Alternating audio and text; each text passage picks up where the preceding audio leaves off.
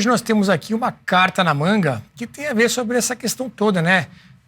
Do posicionamento dos juízes, o comportamento, como é que eles são mais discretos ou mais apegos ali aos holofotes e tudo mais. Aí, um vídeo que começou a circular nas redes sociais traz uma fala do então ministro Teori Zavascki, que acabou morto, né, num trágico acidente aéreo.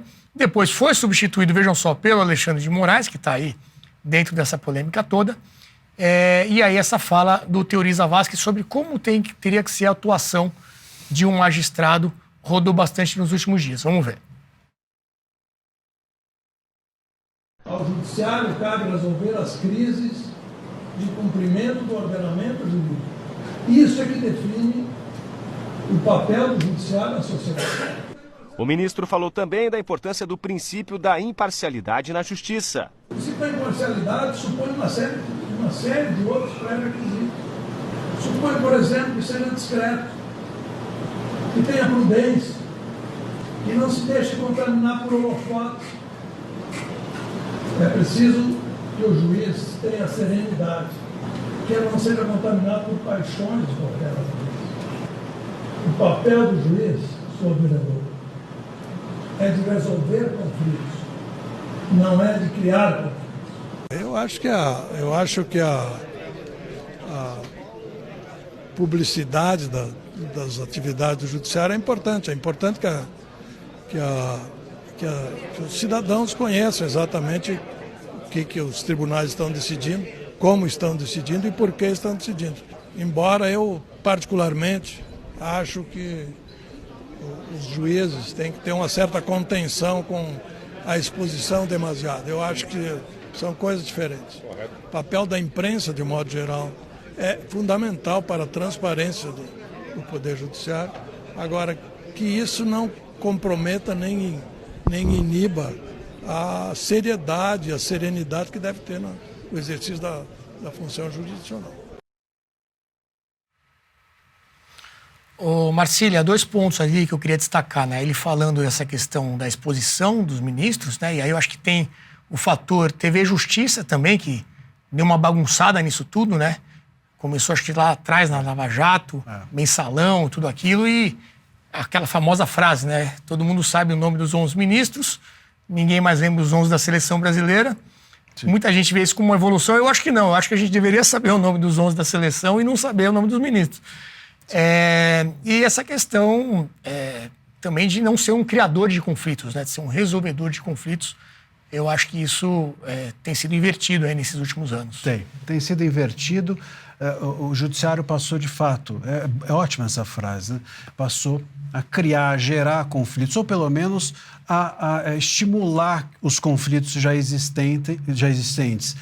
De alguma forma, jogar farofa no que já está acontecendo, né? E isso é muito ruim. É muito ruim, porque se o judiciário não resolver os conflitos, quem vai resolver? Né? A gente vai reclamar para quem? Para o bispo, não é?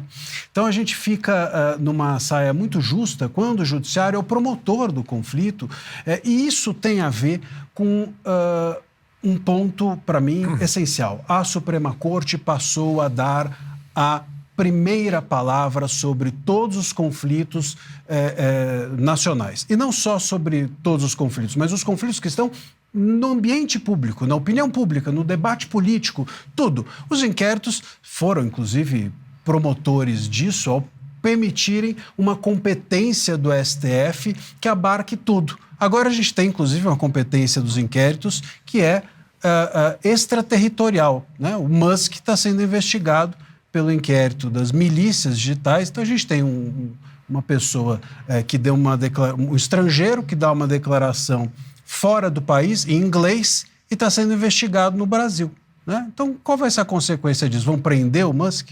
Vão pedir extradição do Musk? Vão fazer juntar-se FBI e Polícia Federal e baterem lá às 6 da manhã na porta do Musk? Quer dizer, é óbvio que isso faz com que medidas precipitadas sejam tomadas, e quando o STF se expõe a essas medidas de forma tão pouco cuidadosa, Isso atinge também a tal da honorabilidade que o STF, tanto em nome dela, toma medidas contra as pessoas. Eles próprios se colocam nessa situação ao darem essas respostas imediatas, muitas vezes impensadas, sobre tudo. O que permite a resolução de conflitos e a serenidade, como disse o ministro no vídeo, é justamente o conflito passar por diversas instâncias e, por último, ser tratado pelo STF. Quando ele trata em primeiro lugar, isso é um imenso problema. Agora, a questão da visibilidade ou da publicidade é um caminho sem volta. Os ministros hoje, os juízes todos, nós todos estamos expostos o dia inteiro à mídia, a redes sociais, faz parte da nossa vida. Ter serenidade não significa a gente apagar a TV Justiça ou a TV Senado ou o que quer que seja, mas sim, dentro da TV Senado ou da TV Justiça, você agir com respeito, você agir com prudência, você preparar o seu voto de uma forma que não desrespeite o do colega, você não ter bate-boca para isso acabar no jornal depois no final do dia, você ter um voto técnico, você ser prudente no seu dia a dia, não sair por aí declarando tudo que é opinião a respeito de processos que estão sob julgamento, como os ministros, inclusive, fazem o dia inteiro e todo dia. Então, isso é ter serenidade. Não precisa evitar o holofote ou apagar o holofote, porque isso seria um desserviço ou tentarmos voltar atrás em algo que é impossível. Mas a serenidade debaixo do holofote, a prudência no momento do julgamento é algo que falta aos juízes. Infelizmente, faltam aos juízes, inclusive da Suprema Corte, por conta desse momento em que a gente vive, em que eles são os primeiros a dar a resposta. Inclusive, às vezes nem dão a resposta. Eles próprios fazem a pergunta, porque os inquéritos permitem que os ministros da Suprema Corte hoje, sem serem sequer chamados, sequer reclamados, saiam a campo e deem decisões de ofício, o que é lamentável e uma excrescência jurídica.